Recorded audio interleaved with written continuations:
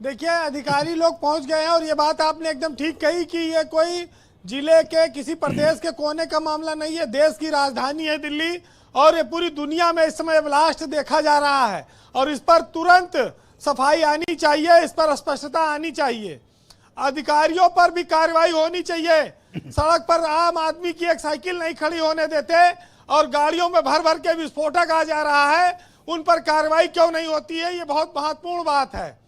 दिल्ली आज जिस हालात में गुजर रही है, जिस स्थिति में वहां पर आया है, कल बिहार में चुनाव होना है, कल गुजरात में आतंकी पकड़े गए, हजारों किलोग्राम फरीदाबाद में अमोनियम नाइट्रेट पकड़ा गया जी। और ये हालात अब इस समय विस्फोटक, इतना बड़ा विस्फोट हो गया दिल्ली में, निश्चित ही ये देखिए बिना ये आतंकी घटना ही हो निकलेगी आगे चलकर, क्योंकि इतना विस्फोटक ब्लास्ट होना कोई मामूली बात नहीं है। स्वाभाविक है इसमें आरडीएक्स होगा या कोई और बड़ा बम लगाया गया होगा, क्योंकि इतने बड़े इलाके को प्रभावित कर पाना, इतनी दूर तक उसकी आवाज जाना, ये कोई छोटा मोटा। अच्छा, एक व्यक्ति जो घटना के चश्मदीद थे, आपने उनका वीरेंद्र जी स्टेटमेंट सुना, उसने कहा मैं 3 बार गिरा, मतलब एक बार गिरा, फिर उठा, फिर गिरा, फिर उठा, फिर गिरा, देन उठा वो आदमी, और मतलब मौके से जबकि वो काफी दूर 500-700 मीटर दूर रहने के बाद, इसका मतलब कि तीव्रता बड़ी भयानक थी। बिल्कुल, दरियागंज में बैठे हुए लोगों के घरों में जब धमाके की आवाज पहुंची है तो आप सोच सकते हैं, मेट्रो स्टेशन का शीशा टूट गया है धमाके से, जो लाल किले का मेट्रो स्टेशन है, और इसके अलावा कई सारी दुकानों के शीशे टूट गए हैं, आसपास के खिड़कियां टूट गई हैं। घटना बहुत बड़ी है। अब इस पर जितनी जल्दी स्पष्टता आए तो उस पर कुछ लोगों को क्लियरिटी मिले। वैसे आपको प्रारंभिक स्तर पर यह मानना पड़ेगा कि ये कोई बहुत बड़ी साजिश है दिल्ली को दहलाने की।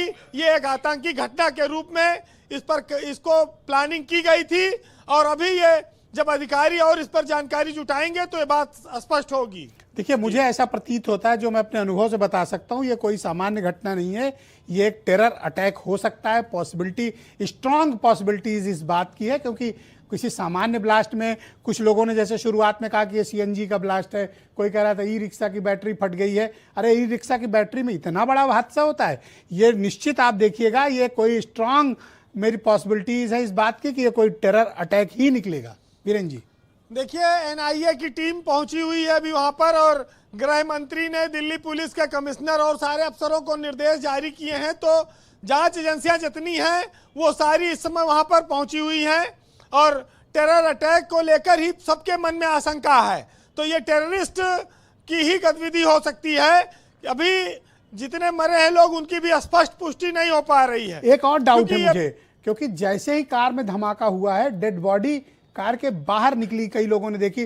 जैसे एक प्रत्यक्षदर्शी बता रहे थे कि वो एक जगह फेफड़ा पड़ा था, एक जगह हाथ उड़ा हुआ पड़ा था, और जिस गाड़ी में धमाका हुआ वो तो पूरी तरह से डिस्ट्रॉय हो गई। तो कोई तो रहा होगा उस गाड़ी के भीतर। बिल्कुल, गाड़ी में कई लोग आसपास बैठे थे, वो निकल भी नहीं पाए। जो इस गाड़ी में विस्फोट हुआ वो तो मान लीजिए उड़ के बाहर आया, लेकिन उसके अलावा जो लोग बैठे थे गाड़ियों में आसपास, वो भी मारे गए हैं। उनको भी निकलने का मौका नहीं मिल पाया, इतना तेज ब्लास्ट था, इतना हाई फ्रीक्वेंसी। अच्छा, कितने लोग घायल हैं वीरेंद्र जी, और किस स्थिति में हैं? उनका ट्रीटमेंट एलएनजेपी में चल रहा है, आसपास हॉस्पिटल में। क्या आपके पास हॉस्पिटल से क्या इंफॉर्मेशन है? देखिए, अभी सूचना सिर्फ प्रारंभिक है कि करीब 14 से 20 लोगों को हॉस्पिटल लाया गया है और उनका वहां पर घायल अवस्था में इलाज चल रहा है।